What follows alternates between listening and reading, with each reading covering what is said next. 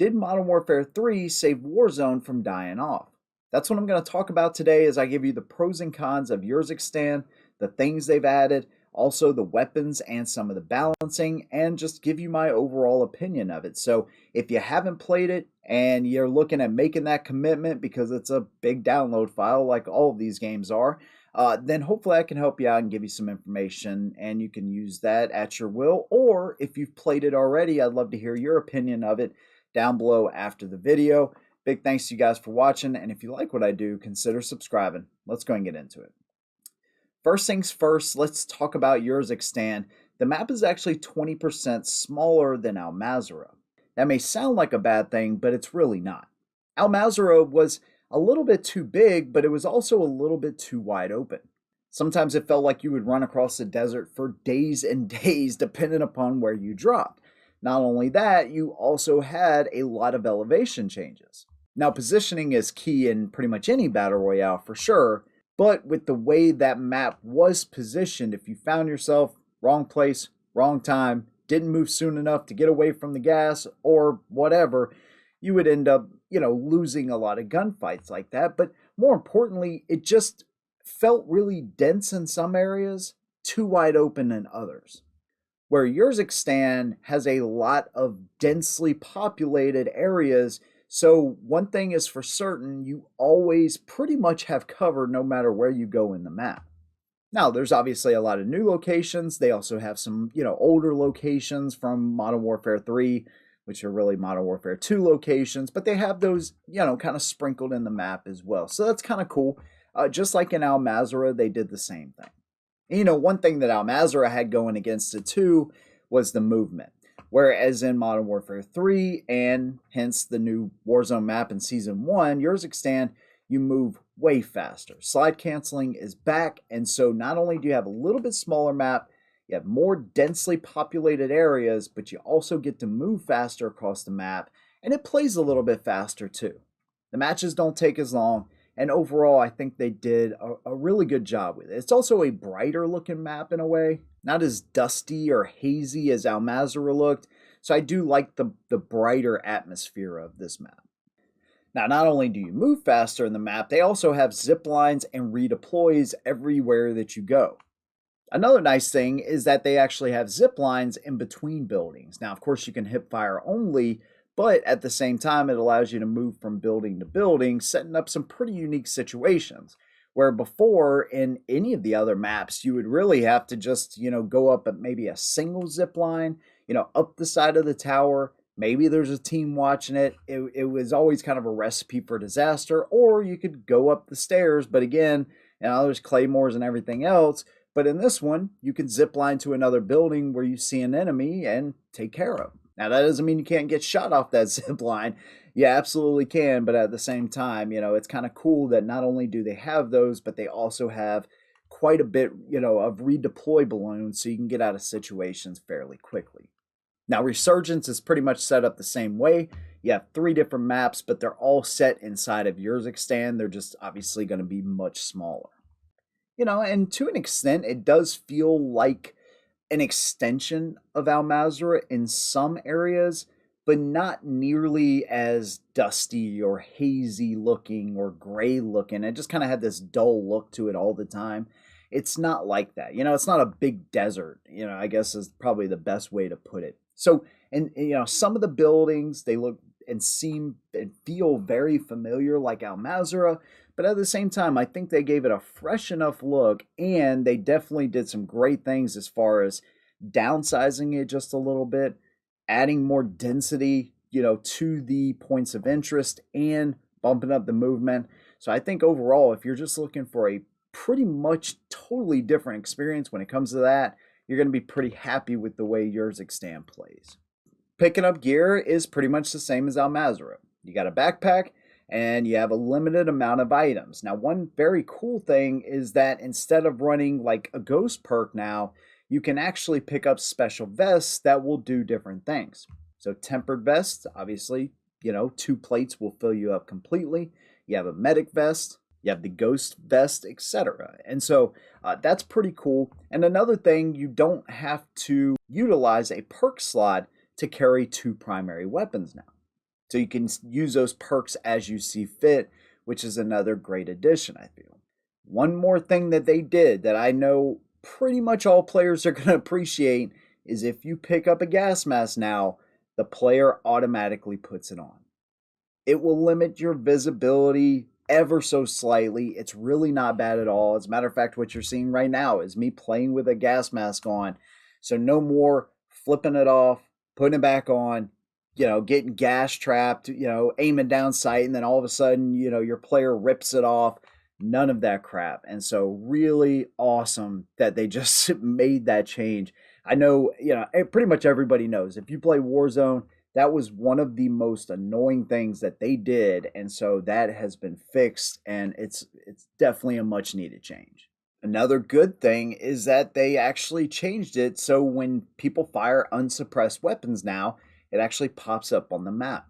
Using suppressors gives you a distinct advantage once again. And so really glad to see that, man. It helps you pinpoint people. It always felt like in Al Mazrah, it was like, okay, I know where those shots are coming from, but anytime you can pinpoint people and just kind of speed things up just a little bit, I didn't never felt like I got into a match and it ended like super quickly, but 20 minutes, I feel like that's a pretty good run time, for a Warzone match. And that's about what they run. And so I really appreciate that they added that back into the game. They also have reload cancel back in. So another, it's almost like these things that you think about and you're like, why would they even change that? But now it's back. And so I know that a lot of people will appreciate that as well. Now, gone are the days where you have to do math on the run. They actually have a counter that will tell you the total money of your squad right above everybody's name. And so you don't have to guess, oh, hey, we're missing this much for a loadout or a UAV or whatever. It's got a counter right there for you, makes it easy. One additional thing they added is after you get a Warzone win, it'll actually tell you how good you played or didn't play. In previous Warzones, no matter who was on your squad, even if all you did was gather money and didn't get any kills, they try to make you feel good. Well, in this one, they tell it like it is. What is that? What they said? Dead weight? Yeah.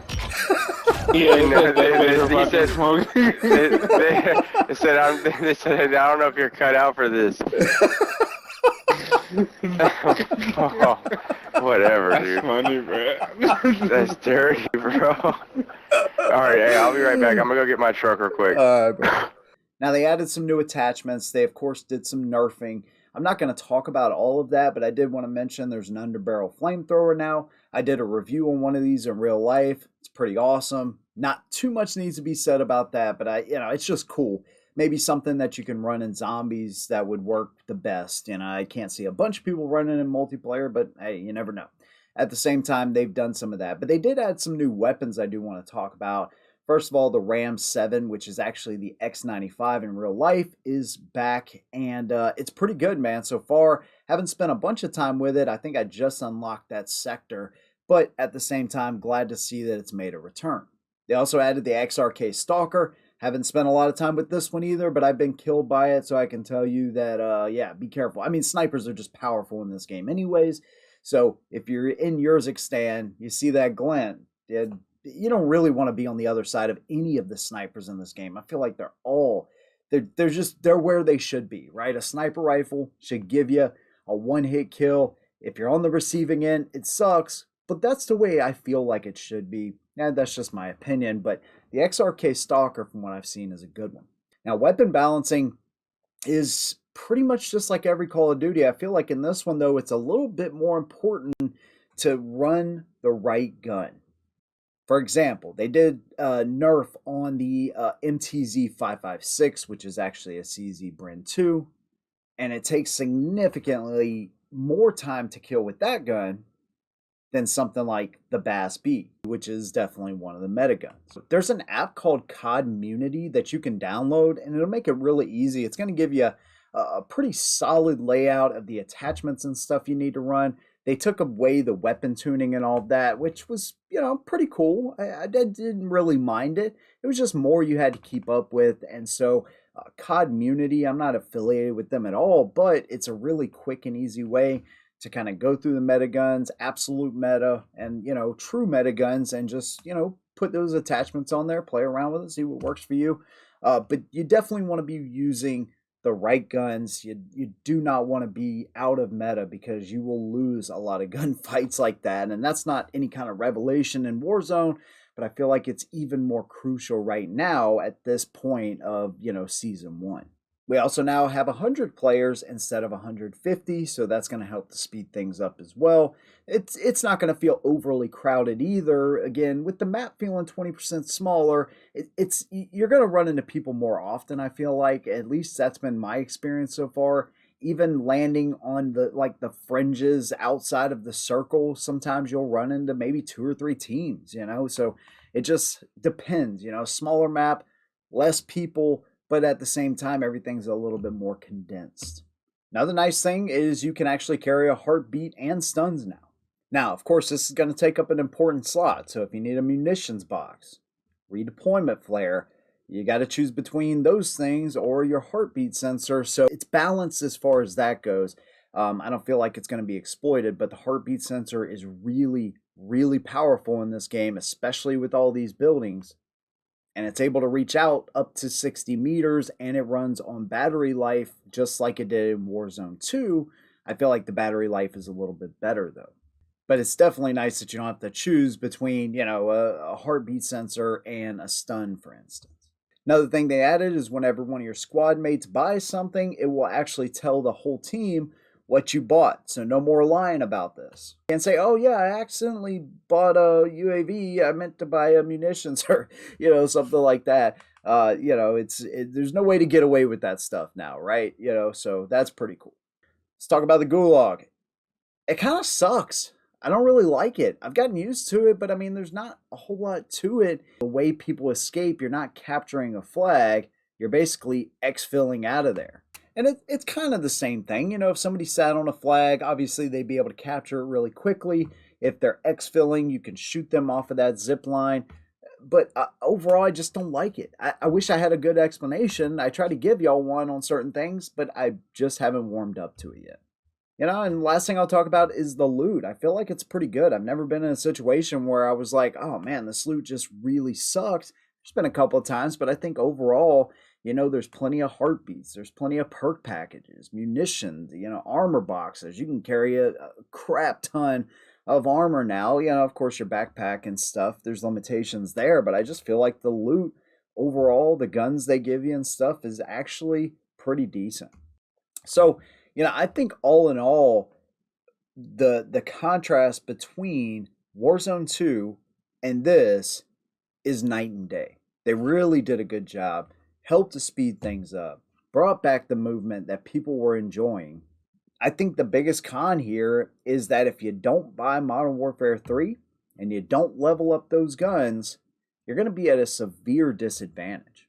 One of my buddies that I'm playing with right now, he did not buy the game, and so he's at the mercy of what he can pick up, or if we can get multiple loadouts, one of us can hook him up with a, our loadout or something.